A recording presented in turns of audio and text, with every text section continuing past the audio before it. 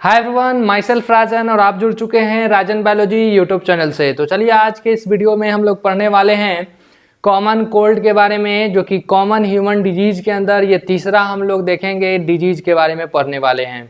ये human health and disease chapter का तीसरा वीडियो लेक्चर है। अगर आप 1 और 2 वीडियो लेक्चर नहीं देखे हैं तो पीछे जाकर के पूरा का पूरा प्लेलिस्ट बना हुआ है, आप मेरे YouTube चैनल पे प्लेलिस्ट में विजिट करिए ह्यूमन हेल्थ एंड डिजीज में, और 1 और 2 लेक्चर जरूर देखिए ताकि आपको कॉन्सेप्ट समझने में आसान रहेगा। तो चलिए हम लोग बिना समय को बर्बाद किए हुए सेशन की तरफ चलते हैं। तो आज हम लोग कॉमन कोल्ड के बारे में देखिए। कॉमन कोल्ड जो है वो बोला जाए तो ये मोस्ट कॉमन वायरल डिजीज माना जाता है। Most common, clear, most common viral disease है, क्लियर। उसके बाद हम लोग बात करें तो यहाँ पे अगर देखा जाए तो कॉमन कोल्ड जो है वो एक तरह से कौन से वायरस से होता है, तो रेनो वायरस से। रेनो वायरस में अगर देखा जाए ये क्वेश्चन पूछा गया है कि इसके अंदर डीएनए या फिर आरएनए जेनेटिक मटेरियल होता है, तो इसके अंदर आरएनए जेनेटिक मटेरियल होता है। R for rhino virus, R for RNA, clear. तो यहाँ पे रेनो वायरस के अंदर RNA as a genetic material पाया जाता है। उसके बाद हम लोग बात करेंगे मोड ऑफ ट्रांसमिशन, मतलब कॉमन कोल्ड जो है वो एक पर्सन से दूसरे पर्सन में कैसे होता है। तो मोड ऑफ ट्रांसमिशन जो है इसका एयर ड्रॉपलेट्स माना जाता है। Air droplets, clear. Air droplets मतलब कोई इन्फेक्टेड पर्सन है, इन्फेक्टेड पर्सन से नॉर्मल हेल्दी पर्सन में कैसे जाएगा, तो एयर ड्रॉपलेट के द्वारा, क्लियर। एयर ड्रॉपलेट मतलब जो है, जो हम नीजिंग के द्वारा जो है हम कहते हैं कि पर्टिकुलर जो ड्रॉपलेट्स एयर का निकलते हैं जिसमें वाटर होते हैं छोटे छोटे दाने, उसी को हम एयर ड्रॉपलेट्स बोलते हैं। उसी के द्वारा जो है एक पर्सन से दूसरे पर्सन में जाता है। इन्फेक्शन साइट इसका क्या होता है, तो इन्फेक्शन साइट हम लोग बात करें तो ये रेस्पिरेटरी ट्रैक होगा, रेस्पिरेटरी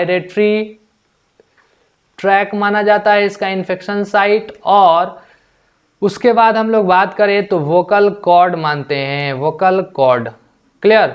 यहाँ पे लंग्स जो है कंफ्यूजन में बच्चे लोग लंग्स भी लगा देते हैं, लेकिन लंग्स जो है कहीं से इन्फेक्शन नहीं होता है इसमें, क्लियर है। तो यहाँ पे अगर देखा जाए तो इसका इन्फेक्शन जो है वो कितने दिनों का होता है, तो लगभग 5 से 7 डेज तक, मतलब 5 to 7 डेज तक इसका इन्फेक्शन का जो समय है वो होता है, क्लियर। ये जो है घरेलू नुस्खे से ठीक भी हो जाता है, ठीक है ना। इसका बाद हम लोग बात करेंगे सिम्टम्स इसमें क्या क्या हैं। तो सिम्टम्स है नीजिंग, कफिंग, क्लियर, टायर्डनेस। उसके बाद हम लोग बात करें तो वीकनेस, ईटीसी, ये सब जो है इसका सिम्टम्स है।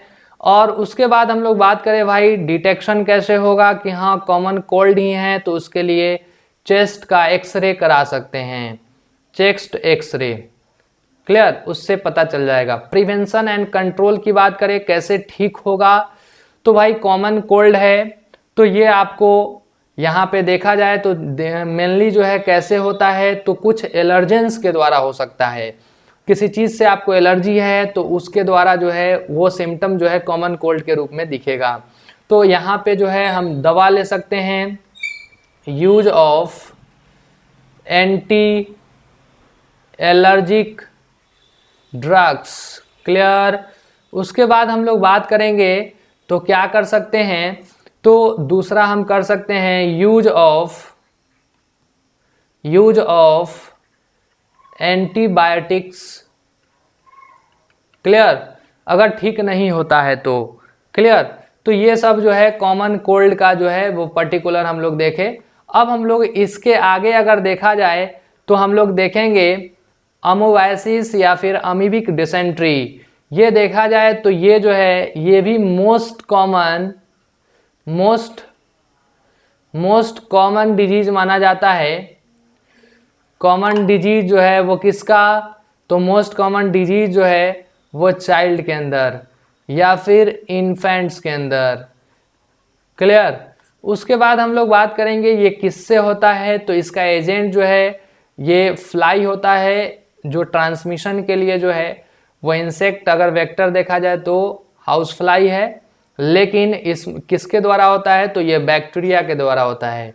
और उस बैक्टीरिया में अगर देखा जाए तो उसका नाम क्या है, तो एंट अमीबा हिस्टोलिटिका। एंट अमीबा का ही एक स्पेसीज है। और यहाँ पे अगर देखा जाए इसका इन्फेक्टिव स्टेज जो है वो कौन सा होता है, तो tetra nucleate cyst. Tetra nucleate cyst जो है वो हम लोग कहते हैं इन्फेक्टिव स्टेज जो है वो ह्यूमन के लिए माना जाता है। क्लियर? जो कि ये जो है यहाँ पे अगर ह्यूमन के अंदर अगर मान लिए कि ये टेट्रा न्यूक्लियस सिस्ट आ गया तो क्या होगा, यहाँ पे डिसेंट्री कॉज करेगा, डायरिया कॉज करेगा। क्लियर? ये ज़्यादातर चाइल्ड में देखने को मिलता है, क्योंकि चाइल्ड ही जो है वो मिट्टी से खेलता है, ठीक है ना, कहीं से खा लिया, कहीं पानी पी लिया, तो हो सकता है कि उसमें ये देखने को मिलता है। तो इसका जो मोड ऑफ ट्रांसमिशन कैसे होता है, तो फीकल मैटर, मतलब इन्फेक्टेड पर्सन के फीकल मैटर में जो है इसका टेट्रा न्यूक्लिएट सिस्ट पाया जाता है। वो फ्लाई क्या करेगा, वो फीकल मैटर पे बैठा, वहीं उड़ते हुए आया घर में और कहीं भोजन पे बैठ गया और उसको क्या किया, कोई खा लिया। अब खा लिया तो क्या होगा, उसमें अमीबिक डिसेंट्री हो जाएगा। तो इसका जो मोड ऑफ ट्रांसमिशन है कहाँ से होता है, फीकल मैटर से। क्लियर? दूसरा हम लोग बात करें तो कंटामिनेटेड फूड, और तीसरा अगर बात करें तो क्या होगा, वाटर। तो ये सब से क्या होता है, ये एक पर्सन से दूसरे पर्सन में चला जाता है। इसका इन्फेक्शन साइट क्या होता है भाई, मतलब ये हमारे बॉडी के कौन से ऑर्गन में ये इन्फेक्शन कॉज करता है, तो intestinal tract. Clear? Intestinal tract में ये क्या करता है, इसका इक्स स्टेशन होता है, मतलब ये सिस्ट जो है जा करके इंटेस्टाइनल ट्रैक में वो इस इक्स स्टेशन, मतलब कि वो सिस्ट फट जाता है और इसके अंदर जो स्पोर्स है वो सब बाहर आकर के इन्फेक्शन कॉज करते हैं। क्लियर है? सिम्टम्स क्या देखने को मिलता है तो यहाँ पे माइल्ड डायरिया देखने को मिलेगा, ठीक है, माइल्ड डायरिया देखने को मिलता है। उसके बाद हम लोग कह सकते हैं कि म्यूकस जो है, mucus with blood clot in stool, मतलब स्टूल में जो है, मतलब यहाँ पे फीकल मैटर में देखा जाए तो म्यूकस ब्लड क्लॉट के फॉर्म में रिलीज होता है। उसके बाद हम लोग बात करेंगे एब्डोमिनल पेन देखने को मिलता है, क्रैम्प्स, ठीक है ना, ये सब देखने को मिलता है इसमें सिम्टम के रूप में। उसके बाद हम लोग बात करते हैं डिटेक्शन कैसे पता चलेगा भाई, तो स्टूल टेस्ट से पता चलता है। स्टूल टेस्ट से पता चलेगा कि उसके अंदर उसके डीएनए है कि नहीं स्टूल के अंदर, जिसके अंदर भी इन्फेक्शन होगा उसका स्टूल लेंगे और उसके डीएनए, उसके स्टूल में अगर देखा जाए तो हम लोग एंट अमीबा हिस्टोलिटिका के डीएनए को खोजेंगे। अगर वो होगा मतलब कि वो अमीबिक डिसेंट्री, मतलब उसको बैक्टीरिया एंट अमीबा हिस्टोलिटिका इन्फेक्ट कर चुका है। तो इसके लिए क्या करना होगा, प्रिवेंशन एंड कंट्रोल क्या है, तो इसके लिए दवा लेना होगा, तो यूज ऑफ ड्रग्स। उसके बाद हम लोग बात करेंगे और क्या करना चाहिए, तो बॉयल वाटर लेना चाहिए, बॉइल्ड वाटर। उसके बाद हम लोग बात करेंगे तीसरा क्या कह सकते हैं, तो सबसे बड़ा चीज है कि भाई avoid contaminated food and water, ठीक है ना। तो ये सब इसका जो है बचाव है। क्लियर? उसके बाद हम लोग बात करेंगे एस्कैरियोसिस के बारे में। देखिए ये भी जो है मोस्ट कॉमन डिजीज माना जाता है, कॉमन डिजीज जो है ये माना जाता है ऑफ चाइल्ड या इन्फेंट। क्लियर है? क्योंकि यहाँ भी फीकल मैटर या फिर हम लोग कहेंगे कंटामिनेटेड फूड एंड वाटर से ट्रांसमिट होता है। तो बच्चा जो है वो मिट्टी में खेलेगा ही, तो उससे इसका जो पर्टिकुलर बैक्टीरिया जो है या फिर जो इन्फेक्टिव स्टेज है या जो प्रोटोजोअन्स हैं वो क्या हो जाते हैं, बच्चे के इंटेस्टाइन में पहुंच जाते हैं और वहाँ इन्फेक्शन कॉज करते हैं। तो इसीलिए चाइल्ड जो है ज़्यादा अफेक्टेड होता है। उसके बाद ये किसके द्वारा होता है, तो ये प्रोटोजोअन पैरासाइट से होता है, ठीक है ना, जिसका नाम है एस्केरिस लुम्ब्रिक्वाइड्स। क्लियर। अब हम लोग बात करते हैं तो मोड ऑफ ट्रांसमिशन क्या है, तो इसका ट्रांसमिशन वही फीकल मैटर है भाई। दूसरा हम क्या कह सकते हैं, तो contaminated food and water. Clear, food and water इससे फैलता है। दूसरा हम लोग बात करते हैं इन्फेक्शन साइट क्या है, तो वही इंटेस्टाइनल जो है ट्रैक है वो यहाँ पे इन्फेक्टेड होता है। उसके बाद साइन एंड सिम्टम क्या है भाई, तो साइन एंड सिम्टम की अगर बात करें तो यहाँ पे सीवियर एब्डोमिनल पेन देखने को मिलता है, पेट में जो है वो बहुत ज़्यादा दर्द होगा। उसके बाद इंटरनल हैमरेज देखने को मिलता है जिससे ब्लीडिंग होगा। क्लियर।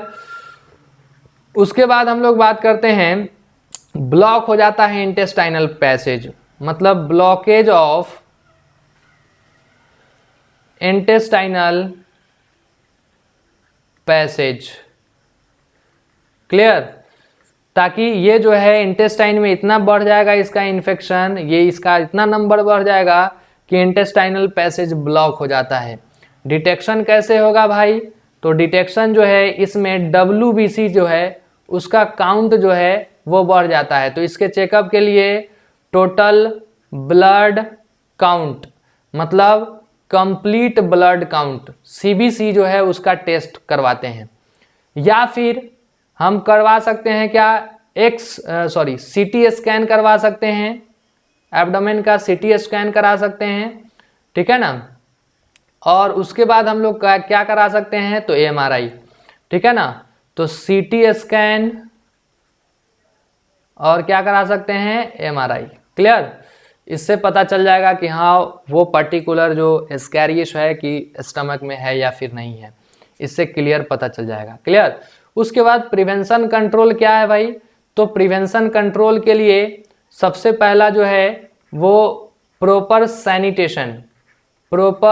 सैनिटेशन मतलब साफ सुथरा का ख्याल रखना है। कोई भी बाहर का जो चीज़ है डायरेक्ट नहीं खाना है। वेजिटेबल फ्रूट्स अगर कुछ भी हम लोग ला रहे हैं तो उसको अच्छे से वॉश कर लें, धो लें, तब जा करके हम लोग खाएं, ठीक है ना, तो फिर नहीं होगा। क्लियर। तो आज के लिए इतना ही रखेंगे, आज के लिए इतना ही, फिर अगले क्लास में इसके आगे पढ़ेंगे। तो अगर आपको ये वीडियो पसंद आता है, अगर आपको अच्छा लगता है, समझ में आता है, तो लाइक शेयर और सब्सक्राइब जरूर करिएगा। तो चलिए, थैंक यू।